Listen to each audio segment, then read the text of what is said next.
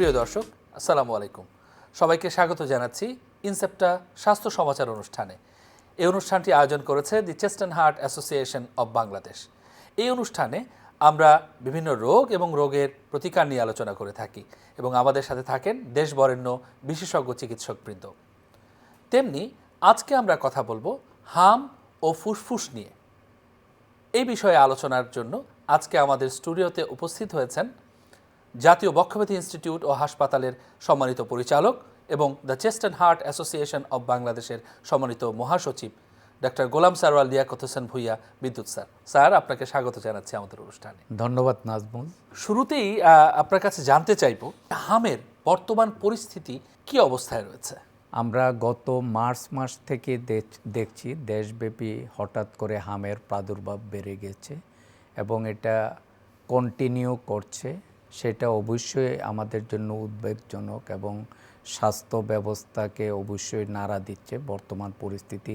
বিশেষ করে হামে যারা আক্রান্ত হচ্ছে এদের দেখা যাচ্ছে যে অধিকাংশ 6 মাস থেকে 5 বছরের মধ্যে তাদের এজ। যে একটা দেখা যাচ্ছে যে ইউনিসেফের একটা প্রতিবেদনে দেখা গিয়েছে যে তাদের মোর দেন 80% লেস দেন 5 ইয়ার্স। তো যেহেতু বাচ্চা, এটা আমাদের বিবেক আমাদেরকে অবশ্যই জিনিসটা নাড়া দিয়েছে এবং আমরা দেখেছি যে বিভিন্ন বিশেষ করে মেডিকেল কলেজগুলোতে যেখানে হামের চিকিৎসা হচ্ছে, তারপরে শিশু হাসপাতাল, তারপরে উপজেলা হেলথ কমপ্লেক্স, জেলা সদর হাসপাতালগুলিতে দেখা যাচ্ছে যে বাচ্চাদেরকে নিয়ে গার্জিয়ানরা ভিড় খেয়ে পড়ছে এবং এটা কন্টিনিউ করছে। তো সুতরাং এটা অবশ্যই আমাদের জন্য উদ্বেগজনক। আমরা আমাদের সরকার এবং আমাদের স্বাস্থ্যমন্ত্রী দিনরাত এটা নিয়ে পরিশ্রম করে চেষ্টা করছে যে এই জিনিস থেকে কিভাবে উত্তরণ ঘটানো যাচ্ছে। এই পরিস্থিতির পিছনে কারণ কি? কেন এই পরিস্থিতিতে এসে আমরা দাঁড়ালাম? না, সেটা এখন সবার ক্ষেত্রে এই প্রশ্নটা, যে আগে তো হাম সব সময় হয়েছে, বাট এরকম প্রাদুর্ভাবও দেখা যায় না আর মৃত্যুও এত দেখা যায় না। এটা হতে পারে যে কোভিড, একটা দেশে কোভিড সারা পৃথিবী জুড়ে হয়েছিল, যে কোভিড পরবর্তী যে ভ্যাকসিনেশন সেটার বিঘ্ন ঘটেছে।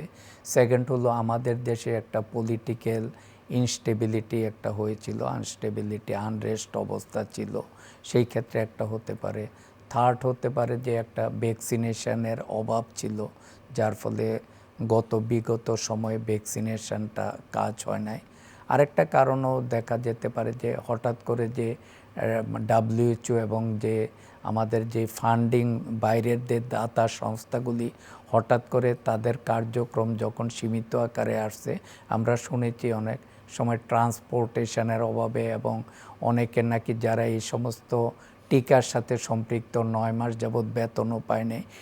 এই সমস্ত ফ্যাক্টরগুলি মিলে একটা হতে পারে যে এই সময় যে ভ্যাকসিনেশনটা দেওয়ার কথা সেই ভ্যাকসিনেশনটা দেওয়া হয় নাই, যার ফলে এই হামটা হঠাৎ করে এটার প্রাদুর্ভাব দেখা দিয়েছে।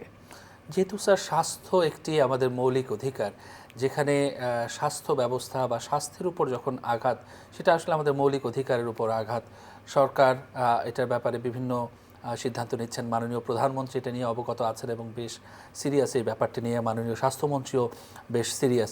তো আপনি আপনার কাছে কি তথ্য আছে যে সরকারের গৃহীত পদক্ষেপগুলো এই অবস্থাটাকে মিটিগেট করার জন্য কি কি পদক্ষেপ সরকার প্রথম থেকে এই ব্যাপারে সজাগ আছে এবং তারা দিনরাত পরিশ্রম করছে। আপনারা জানেন যে 5 এপ্রিল থেকে ভ্যাকসিনেশন সরকার শুরু করেছে এবং 20 এপ্রিল সারা দেশব্যাপী একযোগে ভ্যাকসিনেশন করেছে এবং যে ভ্যাকসিনেশনের কার্যক্রম এটা কিন্তু চালু আছে। আমরা আমাদের মন্ত্রী মহোদয় আমাদের সাথে মিটিং করেছে, মিটিংয়ে ভ্যাকসিনেশন কার্যক্রম চালু থাকবে এবং সরকার ভ্যাকসিনেশনে প্রায়, আমি যতটুকু তথ্য জানি যে 102% ভ্যাকসিনেশন, প্রায় কাছাকাছি 2 কোটির কাছাকাছি মানুষকে ভ্যাকসিনের আওতায় নিয়ে এসেছে। যদি টার্গেট হচ্ছে এটা 6 মাস থেকে 5 বছর পর্যন্ত যারাই আছে আনভ্যাকসিনেটেড তাদেরকে ভ্যাকসিনেশন দেওয়া হয়েছে এবং কিছু হয়তো বা 5 বছরের উপরেও দেওয়া হয়েছে, যার ফলে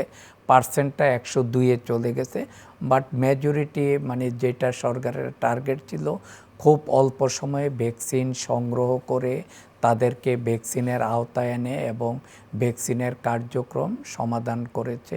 পাশাপাশি ভ্যাকসিনের পাশাপাশি আপনারা জানেন যে এটা ইমিউন সিস্টেমের ল্যাকিংয়ের জন্য হয়, সেই জন্য যে ভিটামিন এ ক্যাপসুলও সেটাও খাওয়ানোর ব্যবস্থা করেছে এবং এই দুইটা ক্ষেত্রে সরকার খুব সফলতার পরিচয় দিয়েছে।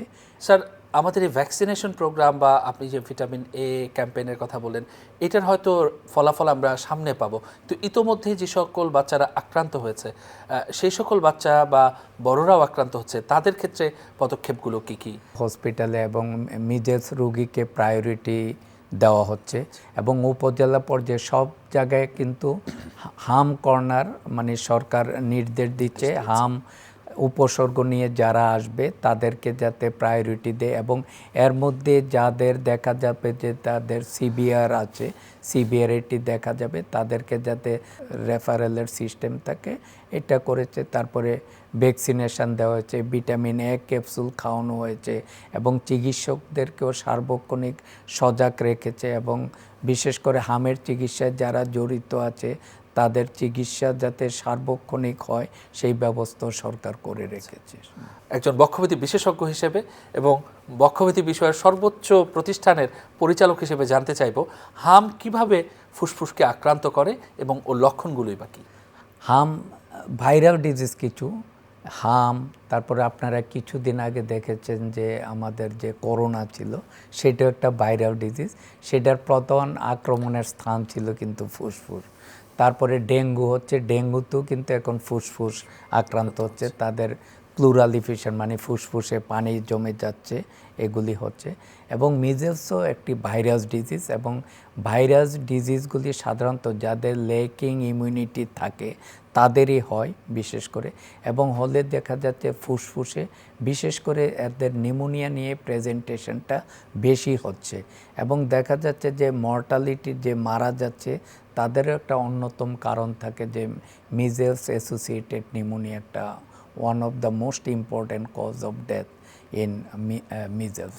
85% ক্ষেত্রে আমরা দেখছি যে ফুসফুসকে আক্রান্ত করছে, মানে যারা প্রাণঘাতী মিজেলস, আর এর বাইরে যে মস্তিষ্কের প্রদাহ সৃষ্টি করছে। তো আপনার হাসপাতালে যদি কোনো রোগী এরকম ফুসফুস এবং মস্তিষ্ক উভয় সংক্রমণ নিয়ে আসে, সেক্ষেত্রে আপনারা কিভাবে হাসপাতালে? মিজেলসের যে মানে প্রধান কমপ্লিকেশনগুলি একটা হচ্ছে ডায়রিয়া হচ্ছে, তারপরে নিউমোনিয়া হচ্ছে, আরেকটা অ্যানক্যাফালাইটিস বলে অ্যানক্যাফালাইটিস হচ্ছে, তারপরে অটাইটিস মিডিয়া কানের সমস্যা হচ্ছে এবং দেখা যাচ্ছে যে চোখের সমস্যা হচ্ছে, ইভেন ব্লাইন্ডনেস অন্ধত্ব হতে পারে। তো সেই ক্ষেত্রে যেটা আমাদের যেটা নিউমোনিয়া হচ্ছে বিশেষ করে নিউমোনিয়া আপনার ফুসফুসের যে আক্রমণগুলি দেখা যাচ্ছে যে বলে নিউমোনিয়াগুলি যাদের অ্যাডাল্ট তাদের হওয়ার সংখ্যা মানে সম্ভাবনা বেশি থাকে, বাট বর্তমান প্রেক্ষাপটে দেখা যাচ্ছে যে শিশুদেরই বেশি নিউমোনিয়া হচ্ছে। অ্যাডাল্ট হয়তো বা তাদের রোগ প্রতিরোধ ক্ষমতা কিছুটা আছে, সেই ক্ষেত্রে তারা চিকিৎসা করলে সহজে পার পেয়ে যাচ্ছে, এদের ইমিউনিটি লেকিং থাকে বাচ্চাদের। সেই ক্ষেত্রে দেখা যাচ্ছে যে যখন আমরা নিউমোনিয়া চিন্তা করি তখন দেখা যাচ্ছে যে অ্যাকচুয়ালি এটা হচ্ছে একটা লেট কমপ্লিকেশন, শুরুতে না হয়ে দেখা যাচ্ছে নিউমোনিয়া হওয়ার আর মিজেলস হওয়ার 8-10 দিন পরে হচ্ছে। এবং দুই ধরনের হচ্ছে কিন্তু নিউমোনিয়াটা, একটা হচ্ছে যে primary viral pneumonia initial virus দিয়ে, আরেকটা হলো secondary viral or bacterial pneumonia. সেই ক্ষেত্রে ভাইরাস আদার দেন মিজেলস ভাইরাস, অন্যান্য ভাইরাস এবং এডিনো ভাইরাসের নাম এসেছে, রেসপিরেটরি সিনসিটিয়াল ভাইরাস যেটা সেটা হচ্ছে, পাশাপাশি ব্যাকটেরিয়াল নিউমোনিয়াটা বেশি হচ্ছে কারণ ভাইরাল ডিজিজগুলো প্রিডিসপোজ করে সেকেন্ডারি ব্যাকটেরিয়াল ইনফেকশনের জন্য। সেই ক্ষেত্রে দেখা যাচ্ছে বাচ্চাদের ক্ষেত্রে staph aureus, streptococcus pneumoniae, haemophilus influenzae এই জীবাণুগুলি দ্বারা নিউমোনিয়া হয়ে যাচ্ছে আর কি। আমাদের অ্যাডাল্টে যেটা যেমন বক্ষব্যাধিতে দেখা যাচ্ছে যে এটা খুব আমরা রেয়ারলি পাচ্ছি, নিউমোনিয়া পাচ্ছি যে মিজেলস হয়েছে এরকম তারা পরীক্ষা করে না হয়তো বা মিজেলস অ্যাসোসিয়েটেড র্যাশ এবং নিউমোনিয়া সেটা অনেকাংশে কম অ্যাডাল্টের। আমরা যে বক্ষবিধি হাসপাতালে বিশেষ করে এটা বাচ্চাদেরই বেশি হচ্ছে। তো আমরা মনে করি যে নিউমোনিয়ার উপসর্গ যাদের মিজেলস হবে, সেটা বাচ্চা হোক বা বয়স্ক হোক, মিজেলসের তো সবাই আমরা ল্যাবরেটরি কনফার্ম ডায়াগনোসিস করতে পারি না। সেই ক্ষেত্রে যদি কারোর জ্বর থাকে, র্যাশ থাকে, চোখের প্রদাহ থাকে, তারপরে কাশি থাকে, তাইলে সেই ক্ষেত্রে আমরা ধরে নিই যে তার মিজেলস হয়েছে। তারপরে যদি এইগুলির সাথে কারোর যদি দেখা যাচ্ছে যে কাশি প্রিডোমিনেন্ট হচ্ছে, তার শ্বাসকষ্ট হচ্ছে, তার স্যাচুরেশন কমে যাচ্ছে, তার ঠোঁট বা এগুলি নীল হয়ে যাচ্ছে, তখন আমরা ধরে নিব যে সে নিউমোনিয়া আক্রান্ত হয়ে যাচ্ছে। এবং অ্যাকর্ডিং টু ইনভলভমেন্ট দেখা যাবে যে সিভিয়ারিটি বেড়ে যাচ্ছে। তাৎক্ষণিক আমরা মনে করি যে তাকে কোনো উচ্চতর জায়গায় বা হায়ার সেন্টারে রেফার করা, বা ওইখানেও যেখানে প্রেজেন্ট হয় এইখানে তার নিউমোনিয়া ডায়াগনোসিস করে তাৎক্ষণিক যদি চিকিৎসার ব্যবস্থা করা যায়, সেই ক্ষেত্রে দেখা যাবে যে তার মরবিডিটি, মর্টালিটি, কমপ্লিকেশান এগুলি অনেকাংশে কমে আসবে। কোন সকল রোগীদের ক্ষেত্রে বেশি মারাত্মক আকার ধারণ করছে বলে আপনারা পাচ্ছেন বা মনে করছেন? মিজেল যেটা হচ্ছে যে একটা হচ্ছে মানে ইমিউনিটি ল্যাকিং দ্বারা, আর একটা হচ্ছে যাদের ভিটামিন এ ডিফিসিয়েন্সি থাকে তাদের থাকে, তারপরে ভ্যাকসিনেশনের অভাব থাকে। যাদের শুরুতে হয়ে যায় অথবা ভিরুলেন্স বা ট্রিটমেন্টে ডিলে হচ্ছে, অথবা দেখা যাচ্ছে শুরুতে আইডেন্টিফাই করতে পারছে না, তাদের ক্ষেত্রে দেখা যাচ্ছে যে কমপ্লিকেশনগুলি বেশি হয়ে যাচ্ছে। তখন দেখা যাচ্ছে যে তাদের হয়তো বা আইসিইউ বা ওই রকম সাপোর্টের দরকার হয়ে যায়।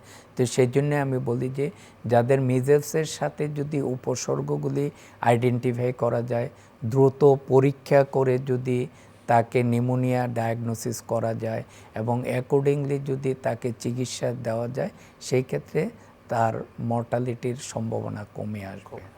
অপুষ্টির সাথে মিজেলসের যে সম্পর্ক, সেটা ব্যাপারে যদি মানে সেম থিংয়ে, মানে ম্যালনিউট্রিশন যাদের থাকে তাদের বাচ্চা অবস্থায় দেখা যাচ্ছে যে তাদের ইমিউনিটি হচ্ছে না, একটা ইমিউনিটি ল্যাকিং থাকে।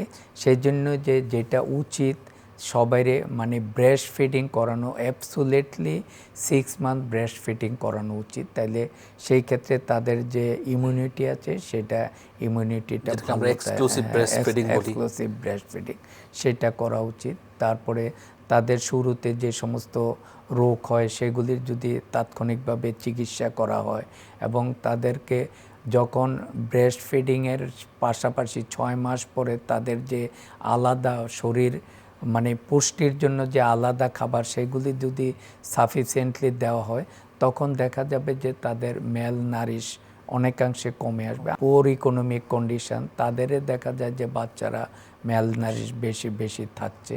এবং সেই ক্ষেত্রে যদি শুরু থেকে ব্রেস্ট ফিডিংয়ের পাশাপাশি উইনিং ফুডগুলি দেওয়া হয়, সেই ক্ষেত্রে ইমিউনিটি যদি ভালো থাকে, সেই ক্ষেত্রে এই সমস্ত ডিজিজগুলি হওয়ার পসিবিলিটি কম থাকবে। তো স্যার যেমনটা বলছিলেন যে ফুসফুসকে মিজেলস আক্রান্ত করছে এবং মারাত্মক নিউমোনিয়া হচ্ছে, পরবর্তীতে দীর্ঘমেয়াদী কি কোনো জটিলতায় পড়তে হচ্ছে রোগীকে? নিউমোনিয়া রিলেটেড কিন্তু অনেক কমপ্লিকেশান হচ্ছে, ঠিক আছে। যারা নিউমোনিয়া হয় সঠিকভাবে চিকিৎসা না নেয়, শুরুতে চিকিৎসা না নেয়, কমপ্লিকেশান যাদের থাকে, সেই ক্ষেত্রে নিউমোনিয়ার কিছু দীর্ঘমেয়াদী কমপ্লিকেশান। এই ক্ষেত্রেও এরকম যাদের নিউমোনিয়া হয়ে যায়, যাদের যদি সিভিয়ার বা আমরা যেটা বলি আর কি যে ইনভলভমেন্ট, যদি ফুসফুসের ইনভলভমেন্ট বেশি হয়, শুরুতে যদি ইনএডিকুয়েট ট্রিটমেন্ট থাকে এবং আউটকাম যদি ভালো না থাকে, সেই ক্ষেত্রে কিছু ফুসফুসের দেখা যাচ্ছে যে নিউমোনিয়া থেকে ট্রানজিয়েন্ট ব্রঙ্কিয়েকটিসিস একটা বলে, যে আমরা ফুসফুসের আমরা বা মানে মানুষের মানে বোঝার সুবিধার্থে বলি ফুসফুস ছিদ্র হয়ে যাও, এরকম ব্রঙ্কিয়েকটিসিস একটা হতে পারে একটা। তারপরে আরেকটা জিনিস হতে পারে কমন, যেটা হচ্ছে একটা ফাইব্রোসিস হতে পারে, ফাইব্রোসিস হওয়ার থাকে। আরেকটা সম্ভাবনা থাকে ইটসেলফ আবার নিউমোনিয়া, সাবসিকুয়েন্ট নিউমোনিয়া হওয়ার সম্ভাবনাও থাকে। তো সেই ক্ষেত্রে আমরা যখনই নিউমোনিয়া যেই আক্রান্ত হবে তাকে প্রপার ইনভেস্টিগেশন করে, বিশেষ করে রেডিওলজি, এক্স রে, সিবিসি, মানে কার্যক্ষেত্রে স্পুটাম কালচার করে যদি চিকিৎসা প্রপার অ্যান্টিবায়োটিক অনুযায়ী যদি দেওয়া হয় প্রপার অ্যান্টিবায়োটিক, সেই ক্ষেত্রে দীর্ঘমেয়াদী কমপ্লিকেশন হওয়ার সম্ভাবনা কম থাকে। এখন যেহেতু অনেক বাচ্চা যাদেরকে আমরা পাচ্ছি 3 মাস 4 মাস বা 6 মাস তারাও আক্রান্ত হচ্ছে, তাদের ক্ষেত্রে আমরা সাধারণত যেটা বলতাম যে 9 মাস বয়সে যে ভ্যাকসিনটা দিতাম, 9 মাস পর্যন্ত মায়ের বুকের দুধ, কি আপনার মনে হয় যে এটা সাফিসিয়েন্ট বাচ্চার প্রোটেকশন দেওয়ার জন্য, নাকি ভ্যাকসিনেশনটাকে এনকারেজ করাটাকে আপনি আরও? না, ভ্যাকসিনেশন যে শুধু দিলেই হবে না, এটা যে মেমোরি সেল করবে এটারও একটা দেখা যাচ্ছে যে বিভিন্ন স্টাডিতে দেখা যাচ্ছে যে যদি 6 মাসে দেয় সেই ক্ষেত্রে 50% চান্স থাকে ইমিউনিটি ডেভেলপ করার, যদি 9 মাসে দেয় সেই ক্ষেত্রে মোর দেন 80% চান্স থাকে। সেই জন্যে 9 মাস এবং 15 মাসে দুইটা ভ্যাকসিনের ব্যবস্থা করেছিল। এখন কিন্তু এই যে মিজেলসের যে প্রাদুর্ভাব যেটা, এখন কিন্তু 6 মাসের ঊর্ধ্বে ভ্যাকসিন দেওয়া হচ্ছে এবং এটা নিয়ে বিভিন্ন গবেষণা এবং আলোচনাও চালাচ্ছে যে পরবর্তী ভ্যাকসিন 6 মাস থেকে মিজেলসের দিবে কিনা, এটা নিয়েও কিন্তু আলোচনা আছে। যদি কার্যকর থাকে, যদি ইমিউনিটির উপর প্রভাব থাকে, তাইলে অবশ্যই 6 মাস থেকে দেওয়া হবে। নাইলে যেটা আছে এটা তো শুধু বাংলাদেশ কেন, সারা পৃথিবী স্টাডি করে কিন্তু এই ভ্যাকসিনেশনের শিডিউলগুলি আমরা ইপিএ এর মাধ্যমে এই ভ্যাকসিনেশনগুলি দিই। এগুলি এখন যে শিডিউল আছে সেই শিডিউল থাকবে। বড় ধরনের চেঞ্জ যদি দেখা যায় যে মানুষের কল্যাণ বা প্রোটেকশন বৃদ্ধি পাবে, অবশ্যই চেঞ্জ আসবে। অর্থাৎ 6 মাস পর্যন্ত এক্সক্লুসিভ ব্রেস্ট ফিডিং বা মায়ের বুকের দুধ পান করলে বাচ্চারা কিন্তু প্রোটেক্টেড থাকতে পারবে, এটাই হচ্ছে আমাদের কোর মেসেজ। তো স্যার, আপনি আরেকটা কথা বলছিলেন যে ভিটামিন এ প্লাস একটা ক্যাম্পেইন কিন্তু সবসময় সরকারিভাবে চলে আসছিল। তো এর বাইরে যে কি ভিটামিন এ ক্যাপসুল খাওয়ানো বা এগুলোর প্রয়োজন? ক্যাম্পেইন অনুযায়ী খেলে হয়, কারণ ভিটামিন এর টক্সিসিটিও আছে, ঠিক আছে। তো সুতরাং এটারও কিছুটা ল্যাকিং ছিল। সরকার ইতিমধ্যে ভিটামিনের পাশাপাশি ভ্যাকসিনের পাশাপাশি ভিটামিন এরও ক্যাম্পেইনিং অ্যাকর্ডিংলি এইজ ডোজ অনুযায়ী ভিটামিন এ ক্যাপসুল দিচ্ছে এবং আমি মনে করি এই দুইটার কম্বিনেশনে আশা করি আমরা 2-3 সপ্তাহের মধ্যে হয়তো বা একটা ভালো দেশের ভালো সিনারিও দেখতে পাবো। মিজেলসের আক্রান্তর সংখ্যা অনেকাংশে কমে আসবে, মর্টালিটি কমে আসবে। আমরা করোনা ভাইরাসে যেভাবে চিকিৎসকরা জয়ী হয়েছে, আমরা আশা করি মিজেলসও আমরা চিকিৎসকরা এই ক্ষেত্রে জয়ী হব। স্যার, আমরা একদম শেষ পর্যায়ে আছি, আমাদের দর্শকদের উদ্দেশ্যে আপনার যদি শেষ কিছু কথা থাকে সেটা আমরা শুনব। মিজেলস হচ্ছে, এটাতে আপনারা ঘাবড়াবেন না। আপনারা শুরুতেই আপনারা চিকিৎসকের পরামর্শ নেবেন এবং উপসর্গগুলি যখনই দেখা যাবে যে বিশেষ করে জ্বরের সাথে যখন র্যাশ থাকবে শরীরে, আপনারা চিকিৎসকের পরামর্শ নেবেন এবং এর সাথে যদি কিছু ডেঞ্জার সাইন থাকে, বিশেষ করে যদি থাকে যে শ্বাসকষ্ট হচ্ছে, বুক ডেপে যাচ্ছে, তারপরে ঠোঁট নীল হয়ে যাচ্ছে, বারবার ডায়রিয়া হচ্ছে, ঝিমুনি হচ্ছে, তাহলে সেই ক্ষেত্রে চোখের সমস্যা হচ্ছে, সেই ক্ষেত্রে অবশ্যই আমরা শুরুতে বলবো যে রেফারেল অথবা স্পেশালাইজড চিকিৎসকদের চিকিৎসা নিয়ে অথবা হসপিটালাইজেশন হয়ে চিকিৎসা করলে তাদের ভালো হবে। এতে ঘাবড়ানোর কিছু নাই এবং সরকার যে পদক্ষেপ নিয়েছে এবং আশা করি যে আগামী 2-3 সপ্তাহের মধ্যে আমরা দেশের হয়তোবা মিজেলস সিনারিও অনেকাংশে চেঞ্জ হবে। তো সুতরাং আমরা না ঘাবড়িয়ে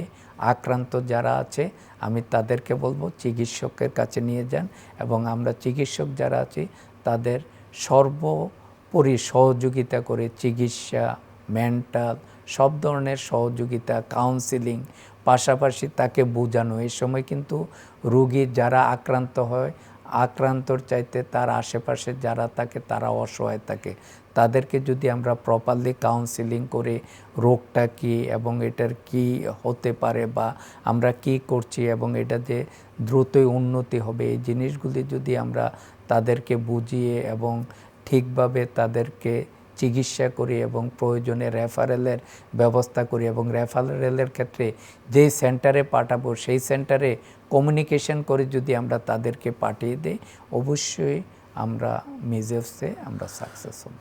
স্যার আপনাকে অসংখ্য ধন্যবাদ আমাদের এই অনুষ্ঠানে আসবার জন্য। প্রিয় দর্শক, এতক্ষণ আমরা শুনছিলাম মিজেলস এবং ফুসফুস সম্পর্কে। আমরা শুনছিলাম মায়ের বুকের দুধ পান করলে এবং প্রপার ভ্যাকসিনেশনের মাধ্যমে আমরা কিন্তু মিজেলসের সাথে ফাইট করতে পারি। এছাড়াও সরকারের গৃহীত পদক্ষেপসমূহ যথাযথ বাস্তবায়ন হলে অচিরেই আমরা একটি মিজেলস মুক্ত অবস্থা বা মিজেলসের অবস্থার আরেকটু উন্নতি দেখতে পাবো এবং সেই প্রত্যাশা রেখে সবাই সুস্থ থাকবেন, ভালো থাকবেন। আগামী পর্ব দেখার অগ্রিম আমন্ত্রণ জানিয়ে বিদায় নিচ্ছি। খোদা হাফেজ।